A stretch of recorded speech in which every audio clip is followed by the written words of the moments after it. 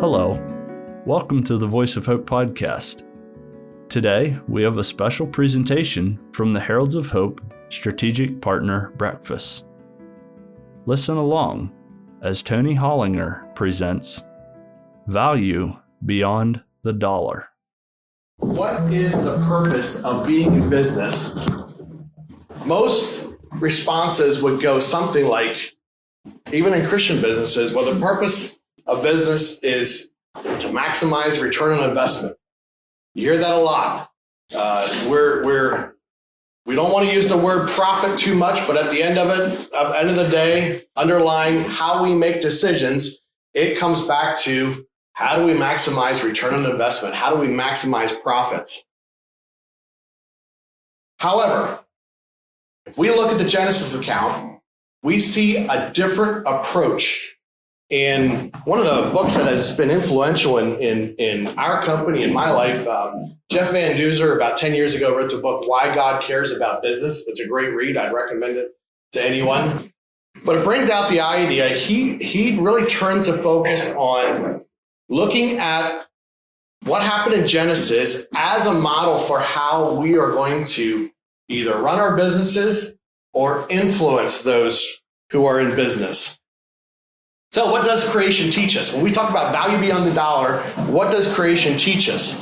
And we know that in the garden, before the curse, God had already instituted that work was a part of who we are. And right off the bat, he gave Adam the job of naming animals. And I don't know if you're in the animal industry, can you imagine what job that was? That was a huge responsibility. It was work that God gave Adam to do right off the bat. Tilling the garden, the Bible even talks about how there were certain things in the garden that had not yet come to fruition because the humans weren't there to help till it, to help make it happen, to dress and to keep. The other thing that we learn in Genesis is that the very nature of God is a crafter, he's a builder, he's a maker, he is a farmer, and he's a worker. And he then takes these concepts of doing things with our hands and ties it into relationship. In Genesis, we have the Trinity principle. Let us. God was in relationship already before the world was started. Make man in our image. God was already in relationship. And today, work was intended for relationship.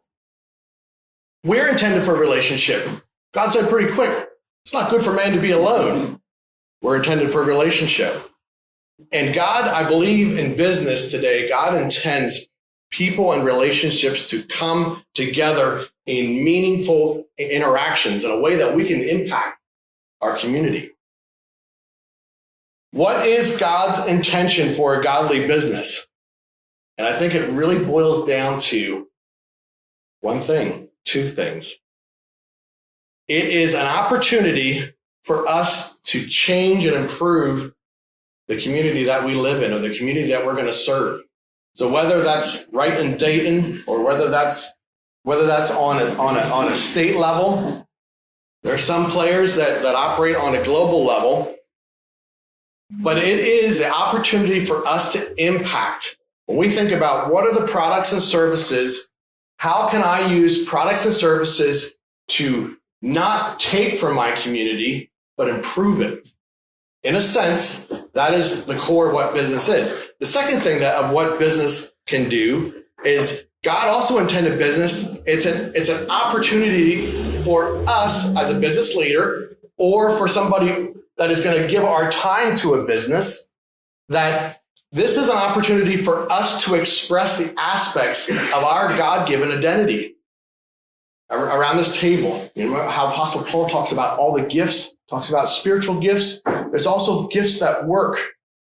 And God's intention for us is that we have an outlet, and if we're a business leader, we're creating an opportunity, an outlet for people to express the talents that God gave them. That is what the gift of a business leader can have. And if we are in a setting that we have the opportunity to create an opportunity for somebody else to express their God-given talent. One of the things that changed our mindset as a company is understanding how God actually does value material things. Back to the Garden of Eden. I had a warped picture of the Garden of Eden. I thought of Adam, Adam and Eve. They were just enjoying the day. There was pick some fruit if you're hungry, and if you're not hungry, go for a walk. And really a static picture. And that's not what the garden was. The garden was actually, it was meant. God brought everything together. It was perfectly resourced. And from the beginning, God intended the garden for him to partner with humans to produce. And when I think about that, God intended work to be the avenue for relationship. And it was meaningful. That is at the core of who we are. From the beginning, work is intended for a relationship. We're intended to serve each other. If God's intention for a business is to create relationships, that ultimately means when you want to start a business, or you're thinking about starting a business, or you're already in business, and sometimes we become overwhelmed and we're like, I don't know why I started this in the first place. There'll be certain times of the year that we all ask that question. Why did I ever think this was what my skill set was? But it comes down to two things. Are we a business that serves? The biblical model for business comes down to serve. God's intention for a Christian business is to revolve around serving. So we've at Eblings, we sell power equipment. We sell zero-turn mowers and Coyote tractors and Avant wheel loaders. And we've been wrestling with this for the last few years about how can we bring the team together to connect the dots of why do I do what I do? Whether it's accounting, whether it's upkeep, whether it's maintenance, whether it's sales, whether it's service, why do I do what I do? And then ultimately we came down to it, our business focus needs to be, how can we abundantly serve? When we abundantly serve, we bring glory to God. And when I think about the business people that I know sitting around this table, this is what you excel at. You recognize the gifts that you bring to the table of what you're good at, and what's your passion, where your passion and your skill set come together. And of course, it pays the bills. If we're missing any one of those, it is bound for trouble. But abundantly serving, what does that mean? It was sort of a King James word, and I pushed back for a while, like, who uses the word abundantly anymore? Ken will use it in the message, but it's what J. Marco used in the teaching, but abundantly. And the more we talked, we're like, no, that is who a business is called to be, is to not only serve, but abundantly serve, to go beyond. Many Christians would say they don't follow the secular model. And the secular model is, imagine a triangle up here. And if indeed, I drove through here, Cargill's right out here, and Cargill would consider themselves that they are responsible to bring return on investment to their investors, the shareholders. That is their number one. In fact, many accountants will say that is your number one job, if you're a corporation, is to bring maximum return on investment to the shareholders. And that can become the driving goal. And then they say, we need good employees and we need good customers, the other points of this triangle to do that. And what that means is the overall goal is profit, and employees and customers become the means to achieve this overarching goal of profit. It's not what God intended. God intended the upside down triangle. Here, these companies exist and they work because they recognize that we need to treat our employees well or we don't get return on investment. And they recognize that we need to take care of our customers or we don't get ROI. So on the surface, it works. And it looks like this is the way to do business. But it's upside down. Jesus' kingdom is upside down. And Jesus' kingdom, when we look at what are we called to do as a business? We are called to serve. Who are we serving? Again, we're serving our customers. We're serving our employees as a business owner. And the means that we do that is profit. It's opposite. Profit becomes the means, not the end of what we're called to do. And when we begin to filter decisions through all these things, that profit is necessary. I'm not here saying profit is a bad thing. Any of you that says profit is a bad thing, whether it's a non-profit or a business, you're not sustainable. It's not going to work. However, profit cannot be the end goal. Profit is the means of how we carry out what we're called to do. When a company is focused on serving, profit is the means, not the end. This is where we find value beyond the dollar. A godly business is called to serve. And essentially, when I think about serving, it is serving these two groups of people. Am I improving the community with our business? Am I creating opportunities for someone else to express their God-given talent through employment? That's the two things a business is called to do. To bring glory to God, we are going to serve. So we're going to look outward and then we're going to look inward. What does that mean? So outward, I'm going to look at our how do we impact the community? Inward is inside the company. How do we impact those that we work with? Looking outward, our calling to be in business, it's best aligned when we really hone in on, okay, what are the products and services that do bring value beyond the dollar? How can I improve this segment of our community or wherever our market is that we're trying to touch? What are the things that improve? What are the things that help a community to flourish? And we ask that question because in many ways, we've seen over the years, some of you have years of experience behind you. You have seen when people have used communities, they took advantage of communities to create profit, and they did not leave it a better place. That's not a godly business.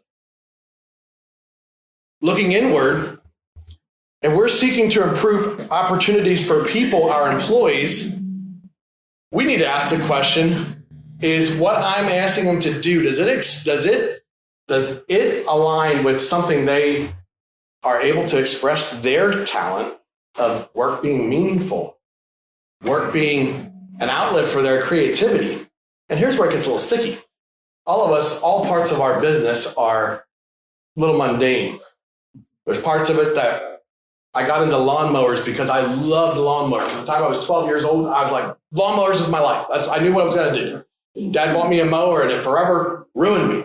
and I often think back to, as I tell Dad sometimes, you should have bought me a stethoscope or like a media set or something else, but he bought me a lawnmower. I loved it. And when I think about that, for me, it was an avenue. I love machines, and I realized this machine is a tool to serve. And I also discovered that just because I love something doesn't mean there's money in it. Doesn't happen for dairy farmers, but for some industries, just because I love it doesn't mean that it paid the bills. And for us to find an avenue that, for me, if I would have, yes, I could have gotten a job somewhere else where I would have been serving the Lord doing a mundane task. And I would have missed out on actually using gifts that God gave me. So how do we marry that with the fact that parts of our business are really boring? Because now I don't hardly even get to do anything related to a lawnmower anymore. And some of you discovered the same thing. The very thing that you love to do is not what you have in your hands. Sometimes we have employees that find themselves in a position that they feel like this is not really what God created me to do. As business owners, I think it's good for us to recognize that if I'm going to create opportunity for God-given talent to express their outlet, that means I'm going to be careful who I bring on board. For sometimes it serves a purpose of ability to serve a home, to help pay someone's mortgage. That is right and good. However, long term, a business is called to think beyond that. If I'm going to serve our employees, I'm like, how am I going to provide an outlet for what God created for them and assume the responsibility that comes with that? When we think, sometimes it could almost keep you awake at night, that the group of employees that is depending on we as a partnership to make good decisions, the children at home, the schools that are supported because of how the decisions I'm making, it's sobering. That's what I'm called to do. It does mean also that if I'm called to do that, for somebody that if they have an option of working for me or they have an option for working for somebody else, just because he is an excellent catch doesn't mean he's a right fit for us, because it might not be meaningful work for him. And if he is not expressing his God-given talent, that is actually, in a sense, holding him back. Now, I'm going to say right off the bat, there's limits and boundaries to this, because this is a first world conversation. Third world conversations, there's value in all work. And the same way for here, there's value in all work, and no work is below us. I'm looking at it more from the business leader's perspective, is how well do I take the responsibility of using profit to serve my people? The other thing that this means is we had a job opening, had a mom come in, and she was well qualified for this job. There was a work from home position.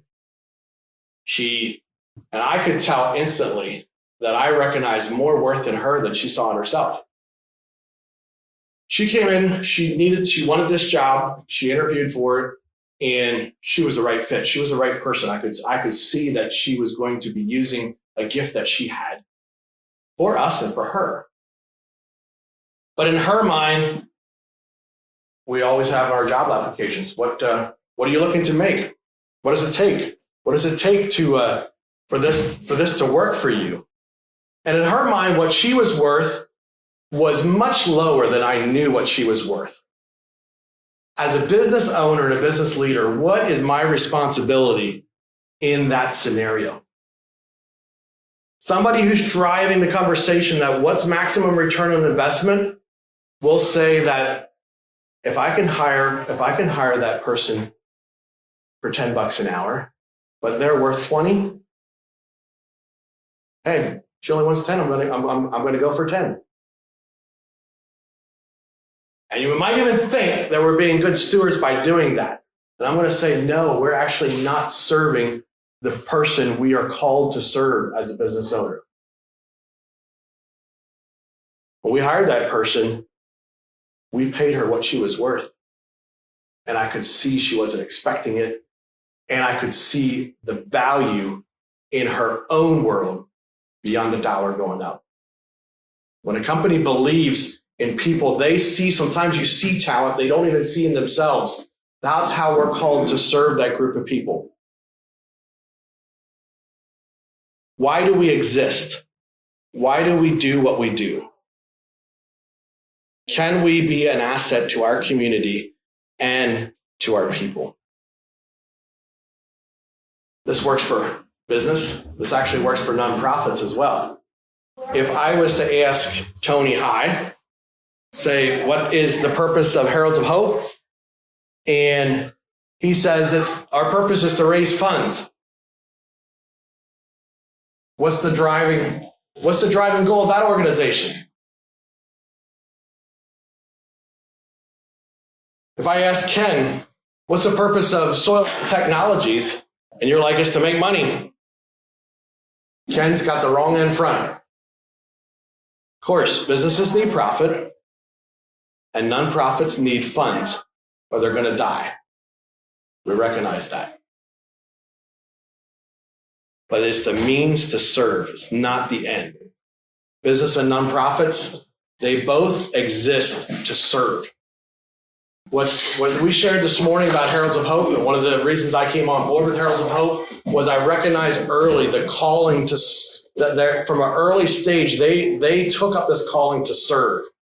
This vision is expanding. The vision is growing of how can we serve? How can we use the funds that come in to serve? And ultimately, that is the same for nonprofit, and it's for business. We shouldn't spend a lot of time. When you got up this morning, you just like, today my purpose is to breathe. That's not how we function. But you know what? And that is, we have to have breath to function. We have to have breath to move. And so it is a very important part of what we do, but that does not become our purpose. If Kevin spent all day trying to focus on how he's going to breathe, he's not going to carry out the purpose he was called to do. Profit is necessary, but profit is not the purpose. Profit is the means. Leaders are constantly called on to make decisions. So this is the internally focused decisions. How do we organize? How do I hire? How do I finance our operations? And then the decisions that are external. What should I make? Who should I sell it to? What price? Instead of asking what maximizes my profit, we need to ask, with the skill set that God gave me, the capital that God gave me access to, how can I help this community flourish? Our customers, how can I help them flourish and grow? Number two, how can I use that to provide opportunities for someone else? It transforms a business, and it's called value beyond the dollar. We found in our company, when we really hone into this, and it's so easy to lose track of. We might think we're doing a good job of honing into this now, but we're losing our way again next month. It's one of the things, just because you have it doesn't mean you can't lose it. But the good news is if you don't have it, you can gain it. This constant coming back to, why do we exist as a business? Why do we exist as a godly business? It provides clarity to everyone, even down to the mundane task of why do I do what I do? And if we can't put it into words, it becomes a job, even for people that this is meeting their skill set. If we can't connect with the why, even though this is what they're made to do, they'll lose interest. The core purpose of serving. God's intent is for businesses that every aspect of our business, from the mundane to the transactions, from the buying, the selling, the financing, the hiring, the shipping, the marketing, all of this activity is intended to be pleasing to God. And that's the message out of creation. All these little mundane things is intended to bring God glory. It's not only, I'd like to be profitable so I can turn around and write a check to Heralds of Hope. It's much, much bigger than that. The realities of business, when we glorify God in this way, we're both using the instrumental part of our business along with the practical part of our business to bring glory to God. The reality of business also means there's common sense. If you lend money to your son to start a business, you're expecting a return on your investment.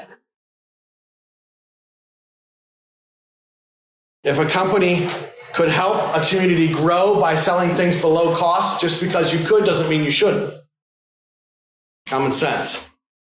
We're not saying all excess profit should go to the employees. Common sense. It's about keeping things in the right perspective, in the right place. Many times I've found that we think we are serving for the right reasons. But when we take a step back, we realize, okay, I said I was serving, but it wasn't really to serve the customers and the employees. It was a strategy for more profit. This discussion has to happen over and over again. Jeff Van Duser's book, Why Business Matters to God, he asked this question. He says this statement. Do you agree with it? It's only when businesses are fulfilling God's intentions that they're engaged in kingdom work. Tough statement. It's only when businesses are fulfilling God's intentions are they engaged in kingdom work. To create value beyond the dollars, two things. Provide products and services that improve our community is to provide opportunity for meaningful work. It doesn't end there.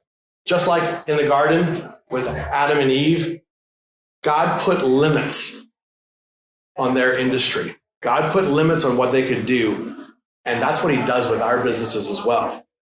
If you have a purpose with no limits, you're dangerous, and you will cause harm.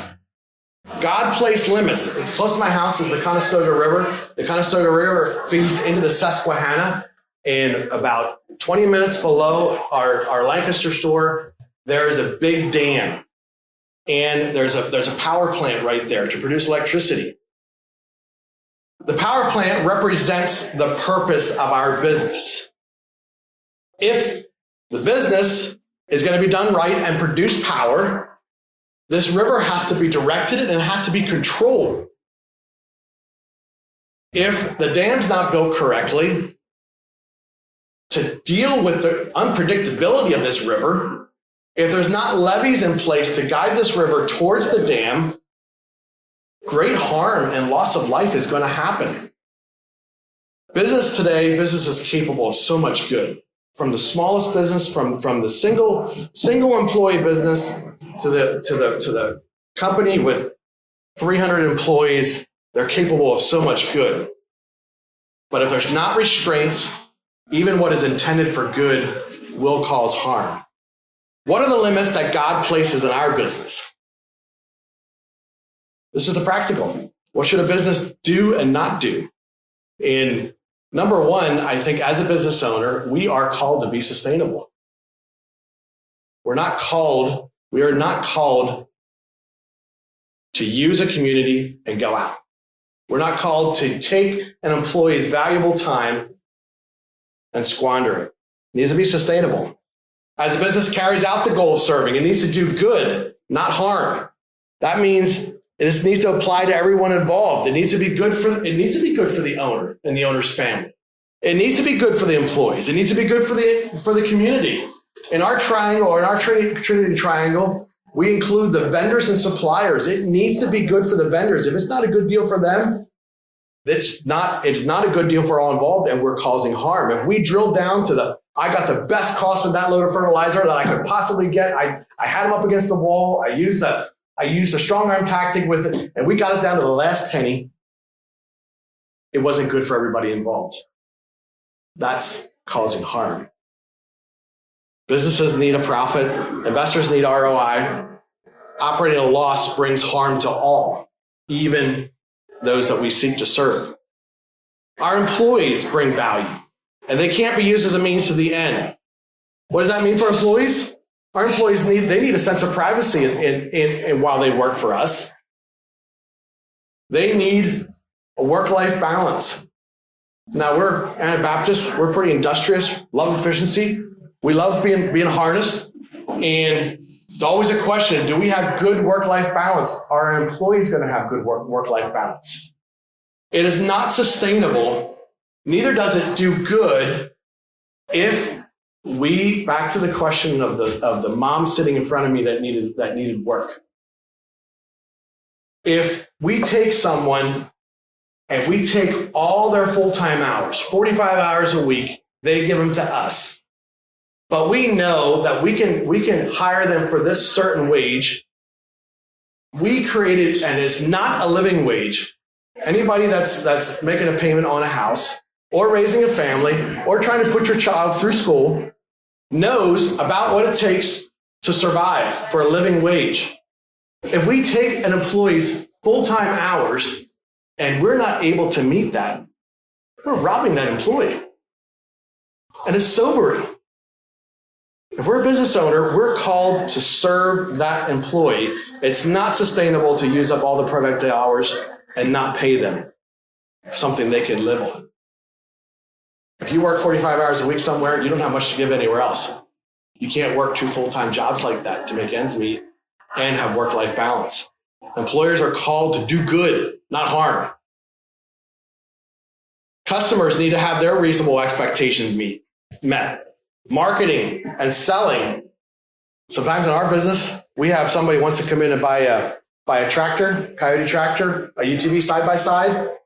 And after a while, we discover that their dreams were bigger than what they could actually afford. But they want it. So we're going to run it. Hey, 0%, we can finance it. Okay. We cannot get financing for them because they already have obligations they're not meeting. And what does a business that serves God do at that point? Does a business do good to try to get somebody to go with a high rate, long lender loan just to get them sold on a piece that they think they want, that they actually, we know they can't afford? What do we do in that case? We feel like we're doing good. We could be causing harm. It takes away human dignity when we don't bring that into our picture. Improving our communities, to touch on that one last time, when a business comes into Dayton, one of the things I can tell right away has going for Dayton, that there's character, there's already a legal structure in place, there's existing businesses that will actually support your business. It's capital that you're going to draw on. I'm going to be here because here's where the traffic is. Here's where there's a social structure here. There's property value here. And what I do with that, am I going to actually improve that around me? Or am I going to come in with a company that's going to actually bring the property value down of those? I'm going to take instead of giving back. Do we add to the legal appeal, to the intellectual appeal of our community, to the social appeal? Our business is part of a bigger system, and when we recognize that we're here to do good and to improve through our products and services, we're a God-honoring business that's finding value beyond the dollar. Now I know, closing, business is managing many competing demands. These things are often in tension. We're aware that we're operating business under the fall and under the curse. We don't always have this balance perfect. We might be up against it. If I pay my employee a good wage, that means I have to price my things out of market and it's not going to sell. What do I do? That's the tension that we live in every day. And how are we going to make a decision in that? I don't come to you with a boxed answer because there is none. That's the tensions where we need to do the best that we can. Of course, we can't sacrifice kingdom values for the sake of business survival. And business survival, talk about what's the most important. Business survival cannot be the most important thing either. Or it will cause us to do things that sacrifice kingdom principles. We're not guaranteed a profitable business, but God does want us to use business as a tool. For us to use business as a tool, we do have to be in business. Here's the tension. The limits of sustainability will always tend to overshadow our main purpose of serving. And that's why every day, every decision we make, we're going to be back and forth this process of trying to find balance of how do I serve the people that I'm called to serve. The value beyond the dollar is found through serving. And Jesus said, if any will be the greatest among you, then become the least. Thank you. Thank you for listening. If you would like to learn more about Heralds of Hope or our strategic partner breakfasts, visit us online at heraldsofhope.org. That's HERALDS of hope.org. Or give us a call at 1-866-960-0292. Or email us at hope at heraldsofhope.org. And until we meet again, do all to the honor and glory of God, pointing souls to Jesus, our living hope.